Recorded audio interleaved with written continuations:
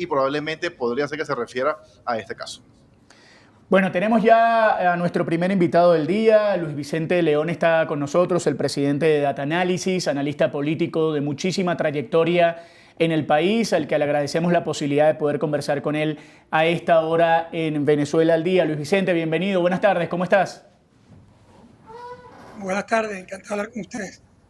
Un gusto, Luis Vicente, poder hablar contigo y poder escucharte y entender un poco también cómo está el panorama hoy político en Venezuela. Y lo primero que te quiero preguntar, y para meternos de lleno en los diferentes temas que vamos a tocar, es tu opinión, tu análisis sobre esto que está o sobre esto que sucedía hasta ayer con las personas que estaban en la embajada de Argentina.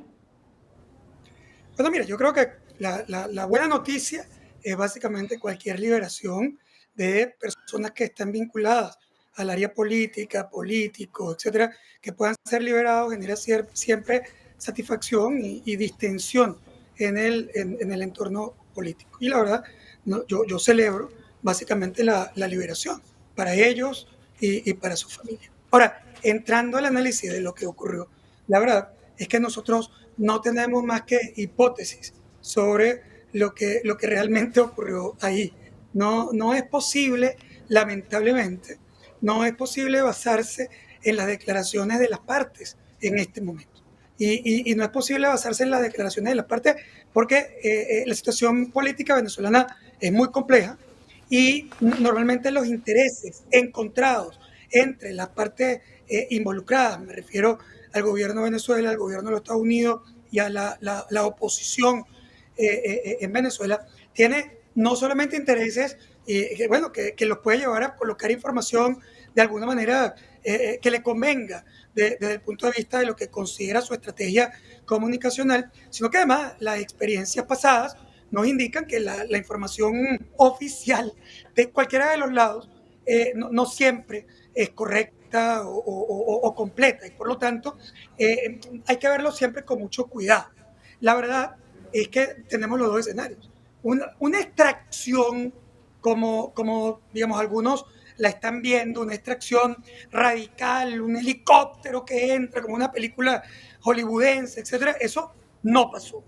Definitivamente es imposible, no ocurrió, lo hubiéramos visto, está la casa de la embajada argentina es completamente expuesta, o sea, ahí no pasó absolutamente nada. Si hubiera una extracción, tendría que haber sido simplemente una estrategia de evasión ayudada o asistida por parte de algún equipo de gente que les ayudó. Eso es un escenario, por supuesto.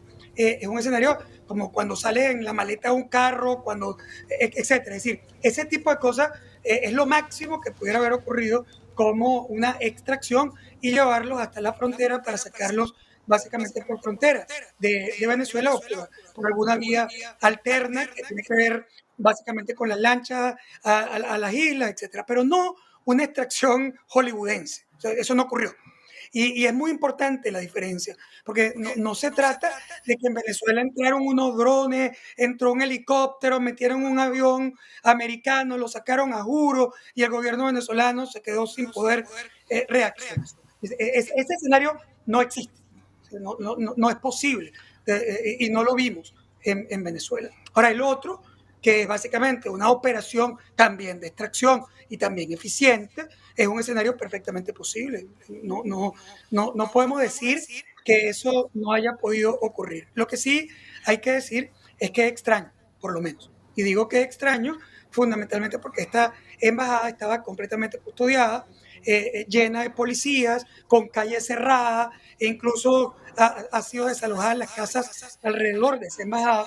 Por lo tanto, imaginarse que ocurrió una evasión sin tipo de información por parte del gobierno y la policía suena por lo menos complicado, por lo menos extraño. Por lo tanto, uno podría pensar que tiene que haber habido cierta información, a lo mejor es una información de fractura interna dentro del chavismo, del gobierno, etcétera, o militar. Todas esas cosas están ahí sobre la mesa y no las vamos a poder saber por ahora. Sin embargo, el segundo escenario, el escenario probablemente más potente.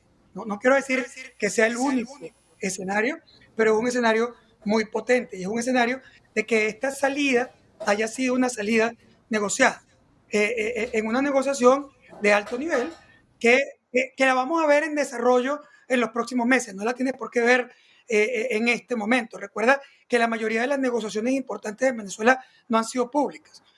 La negociación de Qatar, por ejemplo, que fue la última y la más importante, que termina en licencias petroleras, en liberaciones, en una licencia general, etcétera, fue una negociación absolutamente confidencial que fue negada permanentemente por todas las partes y que terminó solo al final sabiéndose. ¿Es posible que tú tengas una negociación aquí? Claro que es posible que tengas una negociación. ¿Y por qué el gobierno venezolano no mostraría información, como acaba de decir claramente tu corresponsal?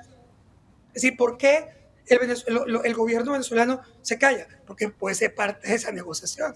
Acuérdate que tú, en este momento, si estás negociando entre dos partes en conflicto, ninguno de los dos quiere básicamente decir que está negociando, porque es antipopular, impopular. Sobre todo los que han mostrado una posición radical de no negociación frente al gobierno, no van a querer decir que hay alguna negociación con él para resolver algún problema. Y eso nos lleva al tema de que tú puedes estar dentro de las negociaciones políticas. De nuevo, esto son hipótesis, yo no estoy diciendo que eso haya pasado, yo no tengo esa información, pero lo que te quiero decir es que decir que porque el gobierno venezolano no ha dicho nada no es una negociación es un error, porque el gobierno venezolano puede haber negociado, perdón, precisamente el ceder al gobierno americano la posibilidad de presentar esto como una extracción eficiente.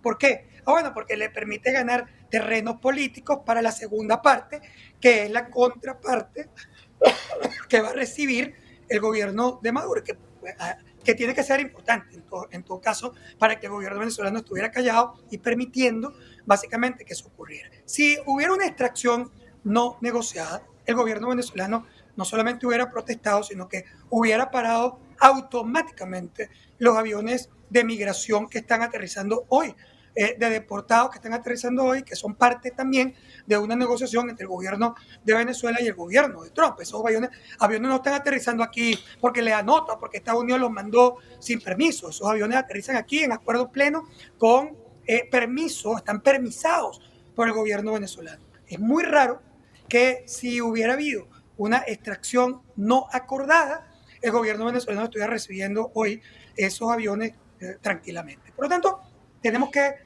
cuidarnos del análisis. Repito, no hay información suficiente, la información que colocan las partes, el gobierno venezolano diciendo que hay salvoconductos, el gobierno americano diciendo que fue una extracción eficiente, etcétera. Todo es posible, pero nada es por ahora verificable. Sí, Luis Vicente, entrando un poco en el tema político, en 3 semanas hay elecciones en Venezuela, si bien no hay como mucho ambiente electoral, pero las elecciones son el 25 de mayo. En tu más reciente estudio de análisis que yo estuve revisando, señalan que 75% de los venezolanos evalúan negativamente la gestión del gobierno. Esto se puede traducir en votos, si hay tanta molestia, podría traducirse en votos, aunque también hemos visto otras encuestas donde vemos que las personas no quieren ir a votar. Entonces, esa molestia, ¿de qué manera la puede drenar las personas si hay una elección que es como la manera más democrática de poder expresar cierta molestia, como la refleja la encuesta de análisis, la última encuesta de análisis? Mira, a ver, la evaluación de gestión no es necesariamente un indicador de disposición de votos, o sea, no se puede considerar una variable proxy, pero por supuesto es buena para entender la fuerza que tienen las partes. Obvio que el gobierno venezolano tiene problemas de conexión popular, pero tampoco es verdad que la oposición necesariamente ha tomado esa fuerza como para poder imaginar que mueve a la población venezolana al voto para expresarse en las elecciones parlamentarias y en las elecciones regionales. En esa misma encuesta que tú refieres, por ejemplo, lo que nosotros estamos viendo es que hay un máximo, nosotros tenemos la pregunta graduada, porque es muy difícil hacer una proyección de participación electoral, es la parte más difícil de las encuestas, porque la gente te dice que vota y no termina votando, o al revés, no te lo manifiesta y termina participando, pero en el modelaje histórico, la variable que más se parece normalmente a la votación es lo que llamamos el top votos. Las personas que te dicen que están muy dispuestas a votar, completamente convencidas y seguras a votar.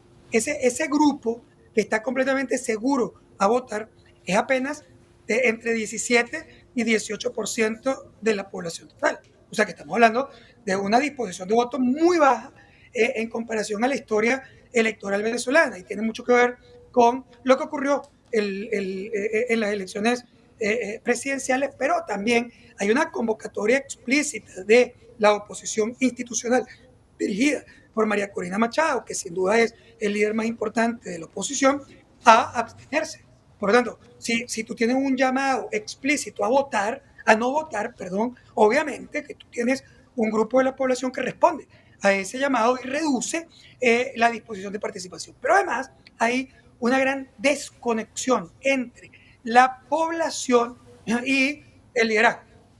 Y aquí no me refiero al liderazgo chavista solamente, me refiero al liderazgo nacional, al liderazgo político en términos generales. Por lo tanto, es evidente que la participación en las elecciones parlamentarias y las elecciones regionales va a ser muy inferior a las participaciones previas en elecciones equivalentes, ni hablar de la elección presidencial, que siempre tiene una participación muy superior a las parlamentarias. Aquí vamos a ver una participación claramente inferior. Y con una participación inferior, además, tienes una participación desbalanceada.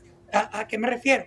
Me refiero a que el grupo que más se abstiene, o que nosotros vemos en encuestas con disposición de la abstención, son los grupos opositores, lo cual es completamente racional. ¿Por qué? Bueno, porque su líder está llamando a la abstención.